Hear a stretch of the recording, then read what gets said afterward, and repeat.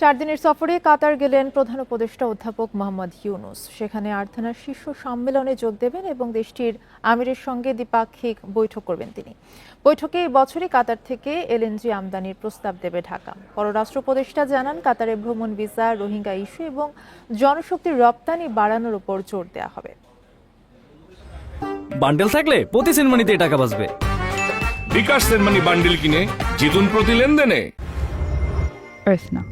প্রধান উপদেষ্টাকে সফরের আমন্ত্রণ জানান কাতারের আমির Sheikh Tamim bin Hamad Al Thani. আর্থনা শীর্ষ সম্মেলনে যোগ দেওয়ার পাশাপাশি দেশটির আমিরের সাথে দ্বিপাক্ষিক বৈঠক করবেন অধ্যাপক ইউনূস। বৈঠকে গত বছরের এপ্রিলে কাতারের আমিরের ঢাকা সফরে নেওয়ার সিদ্ধান্ত পর্যালোচনা করা হবে।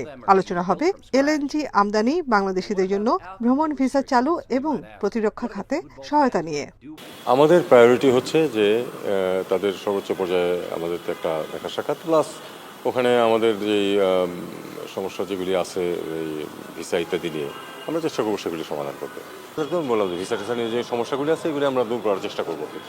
গত সরকারের সময় 2টা চুক্তি স্বাক্ষরিত হয়েছিল, এর মধ্যে একটার মাধ্যমে আমরা অলরেডি পাচ্ছি, আর একটা 2026 সালের জানুয়ারি থেকে পাবো। আমরা রিকোয়েস্ট করবো 20 সালের জানুয়ারির আগেও যদি আমরা কিছু পেতে পারি সেটা আমাদের জন্য সুবিধা হবে, আমাদের সরকারের জন্য।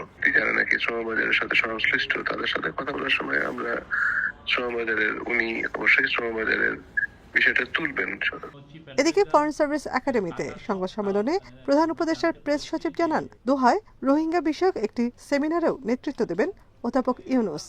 আমরা আশা করছি যে রোহিঙ্গা বিষয়ে তো আমাদের কিছু প্রোগ্রেস হয়েছে, সামনে এই যে একের পর এক আমরা যে বড় বড় সম্মেলন করছি তার মাধ্যমে রোহিঙ্গা ক্রাইসিসের বিষয়টা যেটা অলমোস্ট ফরগটেন হয়ে গেছিল সেটা আবার গ্লোবাল ম্যাপে, গ্লোবালের ডিসকাশনের যে ম্যাপ সেখানে ফিরে আসবে। দেশের ইতিহাসে এই প্রথম বাংলাদেশের 4 জাতীয় নারী ক্রীড়াবিদ প্রধান উপদেষ্টার সফরসঙ্গী হয়েছেন। Nafiza Dubla, independent news, Dhaka.